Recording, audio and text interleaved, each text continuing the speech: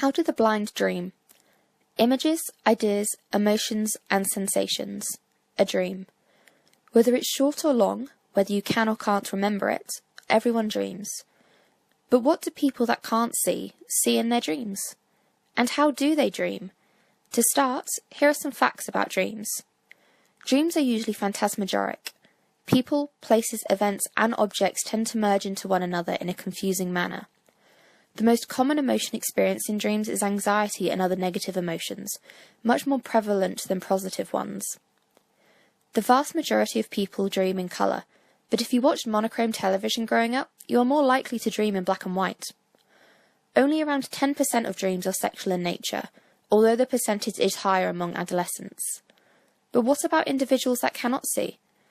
Individuals who have been blind since birth, congenital blindness, or very early in childhood usually have no images in their dreams. However, this varies from person to person. Some studies conclude that if a person loses his or her sight before the age of 5, they will almost never have images in dreams. Interestingly enough, the congenitally blind have cortical areas responsible for visual representations activated during dreaming. These activations are manifested instead through the senses of hearing, touch, taste, and smell. For those who go blind in middle childhood, it seems that the situation can go either way. Dreams are reported as both visual and non-visual at times. Initially after blindness, visuals may be present, but then slowly fade or disappear altogether after time.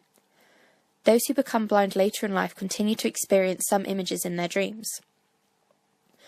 What do the blind dream about?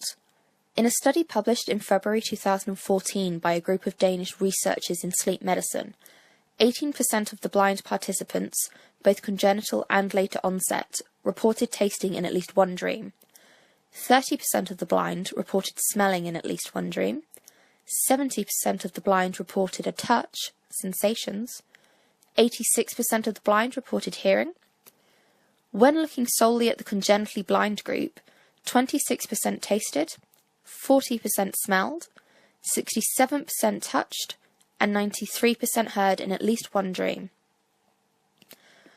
Despite these sensory differences, the content of dreams is not much different in the blind and the sighted. Both groups reported about the same number of social interactions, successes, and failures in their dreams. However, the blind group had a lot more nightmares. 25% compared with only 7% of the later onset blind group and 6% of the sighted control group. This difference held even after the researchers controlled for sleep quality, which is generally poorer among the blind. This increased number of nightmares could be because of evolution, where nightmares can be seen as threat simulations as a mentally harmless way that the human mind can adapt to the threats of life.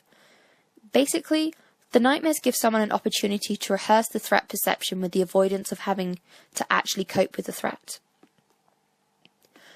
Oftentimes, a recurring theme in the dreams of many blind people, congenital or not, is transportation, possibly because that is something that often gives them trouble in real life. This makes sense because for the blind, most frequently reported nightmares included events such as getting lost, being hit by an unseen car, falling into manholes, and losing their guide dog. A greater number of recurring threats than the sighted in everyday life, hence the increased number of nightmares.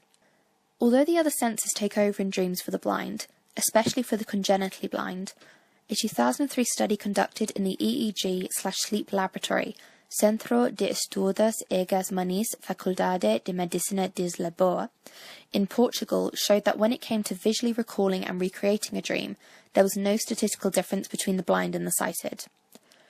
When asked to create a graphical representation of a dream in the form of a drawing, blind subjects were able to create drawings of dream scenes that accurately represented the eneric scenes they had verbally described earlier.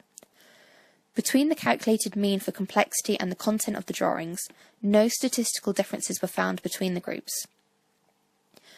In both groups, landscapes were present in 70% of the drawings, objects in 90%, human figures in 10%. So what does this mean? Although the blind can't see with their eyes as the sighted can, they see in their dreams through other heightened senses, and sometimes can even see images, if not congenitally blind. They dream about the same things as the sighted, although they have nightmares more frequently. And the most surprising finding? The lack of the sense of sight in dreams does not hinder the blind from describing nor representing their dreams graphically, with accuracy and complexity being statistically the same as the sighted control group.